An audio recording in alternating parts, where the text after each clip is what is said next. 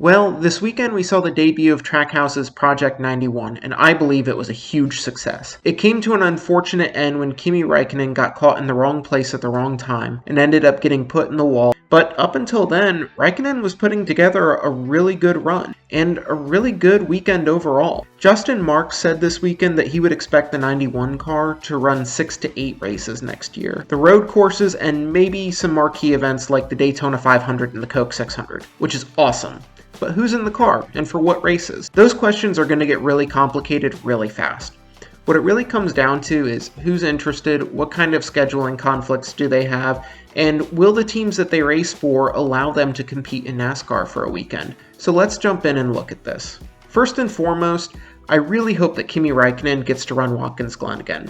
He wouldn't commit to it after the race, but he didn't shut the door on it either. It was a lot of fun to watch, and I really hope we get the chance to watch him again. So let's look at the Daytona 500.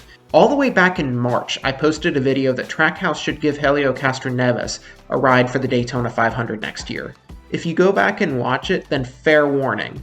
It was one of my first videos, and the editing is horrifyingly bad. Honestly, I'm kind of embarrassed by it. Now let's look at the Coca-Cola 600 before we jump into the road courses. People seem to want Jimmy Johnson for this race, and I agree. He makes the most sense, he seems open to the idea, and it would be an awesome story if he ended up doing the Memorial Day double. Just imagine the marketing. NASCAR's prodigal son returns. Now to the road courses, which is where we're really going to have some fun. But first, if you're enjoying this video, please consider liking and subscribing. It's free and it helps the channel out a lot.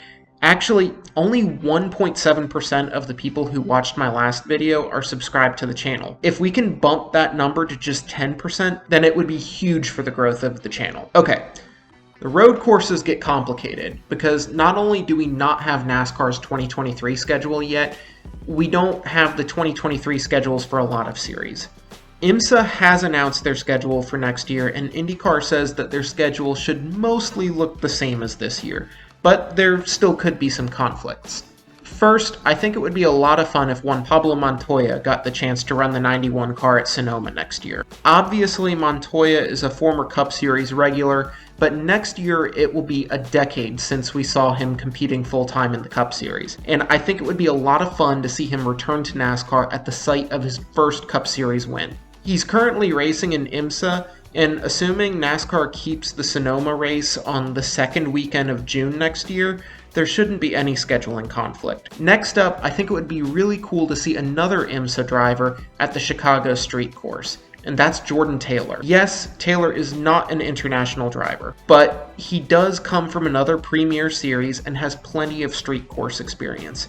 He's won 3 championships, 24 races, and has 53 podiums in IMSA. He also has a really fun personality that I think would be really cool to see in NASCAR for a weekend. If you want to see what I mean, go watch or listen to his interview on Dale Jr. Download.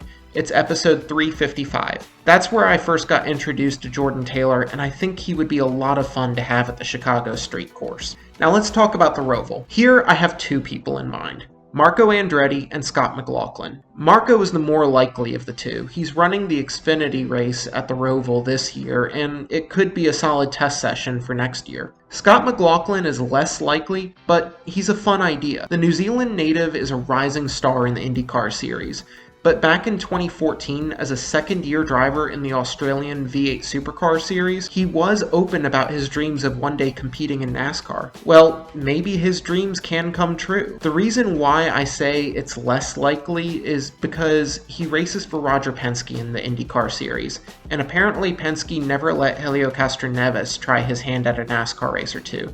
So he seems like he would be against the idea, but the IndyCar season will be over by the time that the Roval race happens, so I don't see a reason to keep McLaughlin away from it. Okay, now if you've been asking when I'm going to get to Marcus Ericsson and Jenson Button both openly stating that they want to participate, well, I'm getting to it right now. First, Ericsson. I posted a video a couple of weeks ago stating that I want the NASCAR and IndyCar champions to compete in each other's races during the doubleheader weekend on the Indy road course.